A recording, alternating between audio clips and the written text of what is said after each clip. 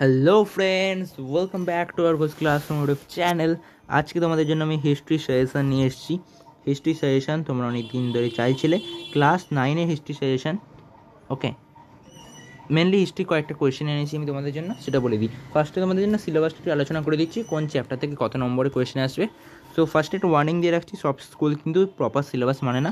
আমি যে সিলেবাসটা বলছি বোর্ডের সিলেবাস, বোর্ড যে সিলেবাসটা দিয়েছে সেই সিলেবাসটা। তোমাদের ফার্স্ট চ্যাপ্টার থেকে চ্যাপ্টার 1 যদি লিখি আমি, ফার্স্ট চ্যাপ্টার থেকে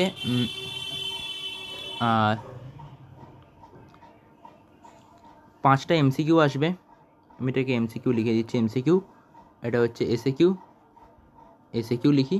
আর এটা 2 মার্কের কোয়েশ্চেন আসে, 2 মার্কের, একটা 4 মার্কের, একটা 8 মার্কের। ওকে, এরকম যদি সাজাই, 5টা এমসিকিউ আসবে, 3টে এসএকিউ আসবে, 2 নম্বরের কোয়েশ্চেন আসবে।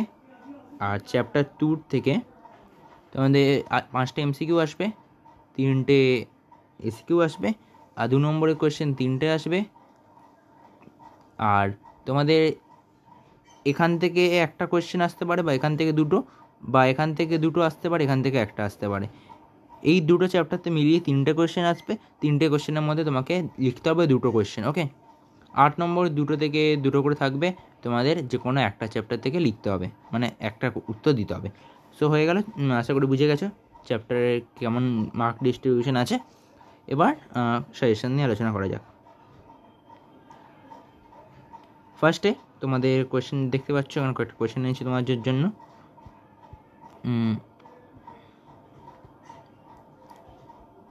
ওকে, ফার্স্ট চ্যাপ্টার ফরাসি বিপ্লবের কয়েকটি দিক।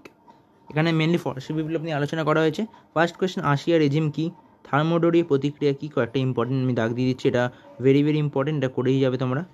ফরাসি বিপ্লবের আদর্শ, টেনিসকোদের শপথ, এটা ভেরি ভেরি ইম্পর্টেন্ট।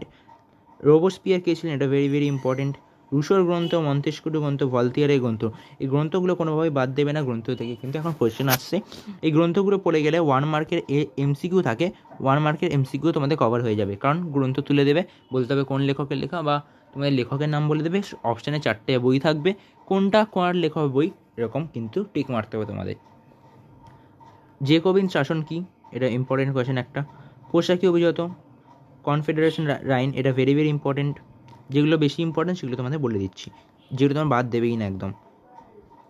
বাস্তিরের দুর্গ পতনের গুরুত্ব কী বা কারণ কী, এটা ভেরি ভেরি ইম্পর্টেন্ট। ওকে, এই কয়েকটা কোয়েশ্চেন, 15টা কোয়েশ্চেন আছে, যেগুলো বললাম সেগুলো বাদ দেওয়া চলবেই না।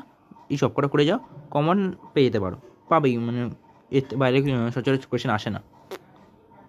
ওকে, এর বাইরে সচরাচর কোয়েশ্চেন আসে না। আর তোমাদের একটা কোয়েশ্চেন বলে দিচ্ছি, তোমাদের 1 মিনিট, একটা সেট খুলি। ওকে, তোমাদের 2 নম্বরের কোয়েশ্চেন 5টা দেওয়া থাকবে, 5টার মধ্যে তোমাদের 4টে করতে হবে, ঠিক আছে? একটা এক্সট্রা কোয়েশ্চেন থাকবে।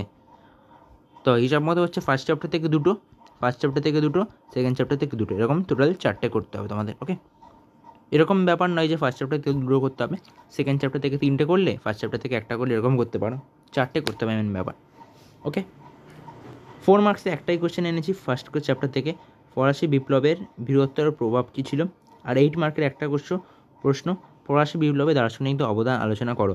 আরও অনেক কোয়েশ্চেন আছে, কিন্তু যেগুলো বেশি আসে সেগুলি তো সাজেশনে দেবো আমি। সো আমি এগুলো বেশি আসে বলে এগুলো কি সাজেশনে রেখেছি। এবার আছে সেকেন্ড চ্যাপ্টার তোমরা দেখতে পাচ্ছ, এটা সেকেন্ড চ্যাপ্টার, এটা 2 মার্কের কোয়েশ্চেন। লিপজিগের যুদ্ধ কেন জাতিসংঘের যুদ্ধ নামে পরিচিত, ভেরি ভেরি ইম্পর্টেন্ট। এটা লিজিয়ন অফ অনার কি, ইম্পর্টেন্ট। অর্ডার্স ইন কাউন্সিল কি, ভেরি ইম্পর্টেন্ট। ট্রাফালগারের যুদ্ধে বিবদমান পক্ষ দুটির নাম লেখ, কারা কারা পক্ষ নিয়েছিল, এটাও ইম্পর্টেন্ট। ওয়াটারলু যুদ্ধ, ভেরি ভেরি ইম্পর্টেন্ট। ট্রাফালগারের যুদ্ধ ফলাফল, ভেরি ইম্পর্টেন্ট। ইউরোপীয় রাষ্ট্রগুলি কী করে নেপোলিয়নের পতনকে ত্বরান্বিত করেছিল, ভেরি ভেরি ইম্পর্টেন্ট। ফার্স্টে কয়েকটা কোয়েশ্চেন বাদ দিলে চলবেই না। কোড নেপোলিয়ান ভুলেও বাদ দেবে না, এটা কিন্তু ধরে নাও তোমাদের স্কুলে দিয়ে দিতে পারে, ধরে নাও এসেই গেছে, এভাবে পড়ে যাবে এটা। কোড নেপোলিয়ানের ত্রুটি উল্লেখ করে, এটা অতটা আসে না। পোড়ামাতির নির্দিক অতটা আসে না, কিন্তু আসে, তাও এটা ইম্পর্টেন্ট। করভিটা খুব কম আসে। 100 দিনের রাজত্ব, ভেরি ভেরি ইম্পর্টেন্ট। নেপোলিয়ন বোনাপার্টকে কেন বিপ্লবের সন্তান বলা হয়, এটা কয়েকটা স্কুল যদি ঘুরিয়ে কোয়েশ্চেন করে তখন কিন্তু এই কোয়েশ্চেনটা আসে। দেখো, এটা মাধ্যমিক তো নয় যে সব জায়গায় সেম কোয়েশ্চেন হবে। সো সব স্কুলের কোয়েশ্চেন আলাদা, কেউ হার্ড কোয়েশ্চেন করে, কেউ সহজ কোয়েশ্চেন করে। আমি ওভারঅল একটা মিলিয়ে মিশিয়ে কোয়েশ্চেন এনেছি, হার্ডও এনেছি, হার্ড মানে কি, ইতিহাসে হার্ড কোশ্চেন হয় না, হার্ড কোশ্চেন বলতে বোঝাচ্ছে আনকমন কোশ্চেন, যেগুলো সচরাচর আসে না, সেরকম কোশ্চেন দিয়ে দিলে সেটা তোমাদের কাছে হার্ড মনে হবে। তুমি কয়েকটা এক্সট্রা কোশ্চেন এনেছি, সেগুলো করে যাও, আশা করছি পেরে যাবে। আর কেমন তোমাদের পরীক্ষা হলো আমাদের বলবে কমেন্টে এসে, কতটা কমন পেয়েছো সেটাও বলবে। ওকে, নেক্সট গিলোটিন কি, গিলোটিন বাদ দেবে না, গিলোটিন প্রচুর আসে। দ্য পার্সিয়ান লেটার্স কোনটি কার্ড রচিতের 1 মার্কের কোশ্চেন। ওকে, 4 মার্কসে কী করবে, মহাদেশীয় ব্যবস্থা নেপোলিয়নের পতনের জন্য কতটা দায়ী, বা নেপোলিয়নের পতনে মহাদেশীয় ব্যবস্থার গুরুত্ব কী, এটা very very very very important, প্রচুর আসছে স্কুলে এখন। আমি কোশ্চেন পেপার দেখলাম, অনেক স্কুলে এই কোশ্চেনটা দিয়েছে, তোমাদের কোশ্চেন পেপার পাঠাতে পারো আমাকে। টিকা লেখো কোড নেপোলিয়ন ও 17 দিবসের রাজত্ব কী। অনেক সময় না কোড নেপোলিয়ন একাই 4 নম্বর দিয়ে দেয়। ওকে, আর 17 দিবসের রাজত্ব মানে 100 দিনের রাজত্ব এটা যোগ করে দেয়। এটা আসলে 4+4 কোশ্চেন, 8 মার্কের কোশ্চেন, ঠিক আছে, এটা 8 মার্কের কোশ্চেন, এটা দেখে নিও। নেক্সট 8 মার্কের কোশ্চেন আসা যাক। এটা 8 মার্কের কোশ্চেনে যদি দেখি, ফার্স্ট কোশ্চেন হচ্ছে তোমাদের সন্ত্রাসী শাসন কাকে বলে। এটা কিন্তু ভেরি ইম্পর্টেন্ট, 2 মার্কেও আসতে পারে বা 4 মার্কেও আসতে পারে। ফ্রান্সের সন্ত্রাসী শাসনের প্রয়োজনীয়তা কতটা ছিল, পক্ষে ও বিপক্ষে যুক্তি দাও। ফার্স্টে এরকম পক্ষে বলে লিখবে, পয়েন্ট ওয়াইজ লিখবে, তারপর বিপক্ষে লিখবে, বিপক্ষে লিখে পয়েন্ট ওয়াইজ লিখবে, এরকমভাবে লিখবে, ফুল মার্কস পেয়ে যাবে। নেক্সট নেপোলিয়নের পতনের কারণগুলি আলোচনা করো। নেপোলিয়ন কী করে পতন হয়েছে, এই কোয়েশ্চেনটা স্টার মার্ক দিয়ে রাখো, ইম্পর্টেন্ট কোয়েশ্চেন। ওকে, এই তাহলে হলো আমাদের সাজেশন। পিডিএফের লিঙ্ক আমি ট্রাই করবো, আমি ডিসক্রিপশন বক্সে দিয়ে দেওয়া, দেখে নেবে আছে কি না, ডাউনলোড করে নিতে পারো পিডিএফটা।